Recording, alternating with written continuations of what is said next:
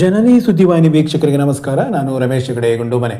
July 29ರಿಂದ September 26ರವರೆಗೆ ಶ್ರೀ ರಾಘವೇಶ್ವರ ಭಾರತಿ ಶ್ರೀಗಳವರ ಚಾತುರ್ಮಾಸ್ಯ ಅನ್ನಬ್ರಹ್ಮ. ಜೂನ್ 27ರಂದು GS ಶ್ರೀಧರ್ ಭಟ್ ಗೀಜ್ಗಾರು ಅವರ ಯಕ್ಷಪಯಣದ ಸುವರ್ಣ ಸಂಭ್ರಮ. ಹಲವು ವರ್ಷಗಳ ಕಾಲ ಡೇರೆ ಮೇಳಗಳಲ್ಲಿ ಯಕ್ಷವೃತ್ತಿಯ ತಿರುಗಾಟ ನಡೆಸಿ ಭಸ್ಮಾಸುರ ಸೇರಿದಂತೆ ಕೆಲ ಪಾತ್ರಗಳಲ್ಲಿ ಸೈ ಎನಿಸಿಕೊಂಡಿರುವ ಗೀಜಗಾರು GS ಶ್ರೀಧರ್ ಭಟ್ ಅವರ ಯಕ್ಷಪಯಣಕ್ಕೆ ಇದೀಗ 50ರ ಸಂವತ್ಸರ.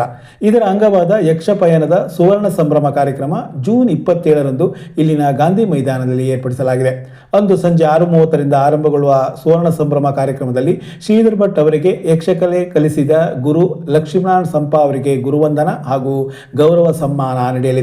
ಅಲ್ಲದೆ ತಮ್ಮ ಯಕ್ಷಯಾನದಲ್ಲಿ ಪ್ರೋತ್ಸಾಹಿಸಿದವರನ್ನು ಸ್ಮರಿಸಿ ಗೌರವಿಸುವ ಜೊತೆಗೆ ತಮಗೆ ಪ್ರಸಿದ್ಧಿ ತಂದುಕೊಟ್ಟ ಭಸ್ಮಾಸುರ ಪಾತ್ರದ ಪ್ರಸಂಗ ಭಸ್ಮಾಸುರ ಮೋಹಿನಿ ಎಂಬ ಯಕ್ಷಗಾನ ಪ್ರದರ್ಶನ ಕೂಡ ಹಮ್ಮಿಕೊಳ್ಳಲಾಗಿದೆ.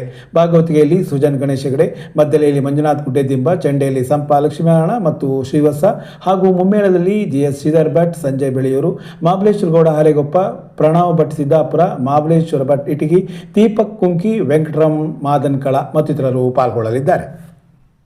ಹೊಸನಗರ ಶ್ರೀ ರಾಮಚಂದ್ರಾಪುರ ಮಠದ ಶ್ರೀ ರಾಘವೇಶ್ವರ ಭಾರತಿ ಸ್ವಾಮೀಜಿಯವರ 33ನೇ ಚಾತುರ್ಮಾಸ್ಯ ಗೋಕರ್ಣ ಅಶೋಕೆಯ ಪುಣ್ಯ ಪರಿಸರದಲ್ಲಿ ಜುಲೈ 29ರಿಂದ ಆರಂಭಗೊಂಡು ಸೆಪ್ಟೆಂಬರ್ 26ರವರೆಗೆ ನಡೆಯಲಿದೆ ಎಂದು ಹವ್ಯಕ ಮಹಾಮಂಡಲದ ಪ್ರಧಾನ ಕಾರ್ಯದರ್ಶಿ ಮಹೇಶ್ ಚಟ್ನಳ್ಳಿ ತಿಳಿಸಿದರು. ಶನಿವಾರ ರಾಮಚಂದ್ರಾಪುರ ಹವ್ಯಕ ಮಂಡಲದ ಆಶ್ರಯದಲ್ಲಿ ಏರ್ಪಡಿಸಿದ್ದ ಸಭೆಯಲ್ಲಿ ಆಹ್ವಾನ ಪತ್ರಿಕೆ ಬಿಡುಗಡೆಗೊಳಿಸಿ ನಂತರ ಅವರು ಮಾತನಾಡುತ್ತಿದ್ದರು. ಶ್ರೀಗಳು ಪ್ರತಿ ವರ್ಷವೂ ತಮ್ಮ ಚಾತುರ್ಮಾಸ್ಯದಲ್ಲಿ ವಿಷಯವೊಂದರ ಪರಿಪೂರ್ಣ ಜ್ಞಾನಕ್ಕೆ ಪೂರಕವಾಗಿರುವ ಪ್ರವಚನ ಮಾಡಲಿದ್ದು, ಕಳೆದ ಬಾರಿ ನಮ್ಮ ಕನ್ನಡ ಭಾಷೆಯ ಕುರಿತಾದ ಸ್ವಭಾಷಾ ಚಾತುರ್ಮಾಸ್ಯ ಸಂಪನ್ನಗೊಂಡಿತು. ಈ ಬಾರಿ ನಮ್ಮ ಆಹಾರ ವಿಹಾರದ ಕುರಿತು ಜ್ಞಾನ ನೀಡುವ ಅನ್ನ ಬ್ರಹ್ಮ ಚಾತುರ್ಮಾಸ್ಯ ನಡೆಯಲಿದೆ. ಅನ್ನವನ್ನು ಭಗವಂತ ಎಂದೇ ಭಾವಿಸುವ ನಾವು ಅನ್ನ ದಾನಕ್ಕಿಂತ ಶ್ರೇಷ್ಠ ದಾನ ಮತ್ತೊಂದಿಲ್ಲ ಎಂದು ಕೂಡ ತಿಳಿದವರು. ಈ ಹಿನ್ನೆಲೆಯೂ ಸೇರಿ ಅದರ ಮಹತ್ವ ತಿಳಿಸುವ ಕಾರ್ಯ ಈ ಬಾರಿ ನಡೆಯಲಿದೆ ಎಂದರು. ಜುಲೈ 29ರಂದು ಶ್ರೀ ವ್ಯಾಸಪೂಜೆ, 30 ಶ್ರೀ ಪರಿವಾರ ದಿನ, ಆಗಸ್ಟ್ 1ರಂದು ಶ್ರೀವದಂತಿ, 2ರಂದು ಗುರಿಕಾರರ ದಿನ, ಸೆಪ್ಟೆಂಬರ್ 26 ಸೀಮೋಲ್ಲಂಘನ ಹಾಗೂ ಸೆಪ್ಟೆಂಬರ್ 27ರಂದು ಅನ್ನಬ್ರಹ್ಮ ಚಾತುರ್ಮಾಸ್ಯದ ಸಮಾರೋಪ ನಡೆಯಲಿದೆ ಎಂದರು. ಈ ವೇಳೆ ರಾಮಚಂದ್ರಾಪುರ ಮಂಡಲದ ಅಧ್ಯಕ್ಷ ಪ್ರಕಾಶ್ ಬೇರಾಳ, ಪ್ರಧಾನ ಗುರಿಕಾರ BK ಲಕ್ಷ್ಮೀನಾರಾಯಣ, ಕಾರ್ಯದರ್ಶಿ ಲಕ್ಷ್ಮೀನಾರಾಯಣ ಭೀಮನಕೋಣೆ, ಪುನರ್ನವ ನಿರ್ಮಾಣ ಸಮಿತಿಯ ಕಾರ್ಯಾಧ್ಯಕ್ಷ ಗಣಪತಿ ಭಟ್ ಚೆಟ್ಟಿಮನೆ, ಕಾರ್ಯದರ್ಶಿ ಐಸರಿ ಸುಬ್ರಹ್ಮಣ್ಯ ಸೇರಿದಂತೆ ಮತ್ತಿತರರು ಹಾಜರಿದ್ದರು. ಶ್ರೀಮದ್ ಜಗದ್ಗುರು ಶಂಕರಾಚಾರ್ಯ ಶ್ರೀ ರಾಘವೇಶ್ವರ ಭಾರತಿ ಮಹಾಸ್ವಾಮಿಗಳವರ 33ನೆಯ ಚಾತುರ್ಮಾಸ್ಯ ಅಶೋಕೆಯ ಪುಣ್ಯಧರಿತ್ರಿಯಲ್ಲಿ ಜುಲೈ 29ರಿಂದ ಸೆಪ್ಟೆಂಬರ್ 26ರವರೆಗೆ ನಡೀಲಿಕ್ಕಿದೆ.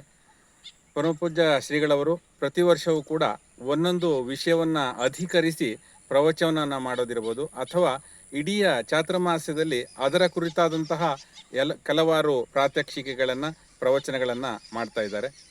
ಕಳೆದ ಬಾರಿ ಸ್ವಭಾಷಾ ಚಾತುರ್ಮಾಸ್ಯ ಅನ್ನುವಂತಹ ಹೆಸರಿನಲ್ಲಿ ನಮ್ಮ ಭಾಷೆಯ ಪರಿಪೂರ್ಣ ಜ್ಞಾನವನ್ನು ಜನತೆಗೆ ತಿಳಿಸುವಂಥ ಕೆಲಸವನ್ನು ಮಾಡಿದರು. ಈ ಬಾರಿ ನಾವು ಸ್ವೀಕರಿಸುವ ಆಹಾರದ ಮೇಲೆ ಶ್ರೀಗಳವರ ಪ್ರವಚನ ಮತ್ತು ಚಾತುರ್ಮಾಸದ ಇಡೀ ಒಂದು ಪರಿಕಲ್ಪನೆ ನಡೀಲಿಕ್ಕಿದೆ. ನಾವು ಸ್ವೀಕರಿಸುವ ಆಹಾರ ಹೇಗಿರಬೇಕು, ಯಾವುದನ್ನು ಸ್ವೀಕರಿಸಬೇಕು, ಯಾವುದನ್ನು ಸ್ವೀಕರಿಸಬಾರದು, ಯಾವ ಸಮಯದಲ್ಲಿ ಸ್ವೀಕರಿಸಬೇಕು, ಸ್ವೀಕರಿಸುವಂಥ ಪದ್ಧತಿಗಳು ಯಾವುದು, ಇವೆಲ್ಲವನ್ನು ಅಧಿಕರಿಸಿ ಪ್ರವಚನವನ್ನು ಮಾಡಲಿಕ್ಕಿದ್ದಾರೆ. ಚಾತುರ್ಮಾಸ್ಯದಲ್ಲಿ ಪ್ರತಿನಿತ್ಯವೂ ಕೂಡ ಪಾರಂಪರಿಕ ಆಹಾರದ ವ್ಯವಸ್ಥೆಯೂ ಕೂಡ ಇರಲಿಕ್ಕಿದೆ. ಈ ಚಾತುರ್ಮಾಸ್ಯಕ್ಕೆ ಅನ್ನಬ್ರಹ್ಮ ಚಾತುರ್ಮಾಸ್ಯ ಅನ್ನುವ ಹೆಸರನ್ನು ಹೇಳಿದ್ದಾರೆ. ಹಾಗಾಗಿ ಆಹಾರದ ವಿಷಯದ ಮೇಲೆ ಇರೋದ್ರಿಂದ ಚಾತುರ್ಮಾಸ್ಯದ ಹೆಸರು ಕೂಡ ಅನ್ನಬ್ರಹ್ಮದ ಹೆಸರಿನಲ್ಲಿ ಚಾತುರ್ಮಾಸ ನಡೀಲಿಕ್ಕಿದೆ. ಸಮಸ್ತ ಶಿಷ್ಯ ಭಕ್ತರು ಚಾತುರ್ಮಾಸ್ಯಕ್ಕೆ ಬಂದು ಶ್ರೀಗಳವರ ದರ್ಶನವನ್ನು ಪಡೆದು ಆಶೀರ್ವಾದವನ್ನು ಪಡೆದುಕೊಳ್ಳಬೇಕು ಅಂತೇಳಿ ವಿನಂತಿಸಿಕೊಳ್ತಾ ಇದ್ದೇವೆ. ಹರೇ ರಾಮ್.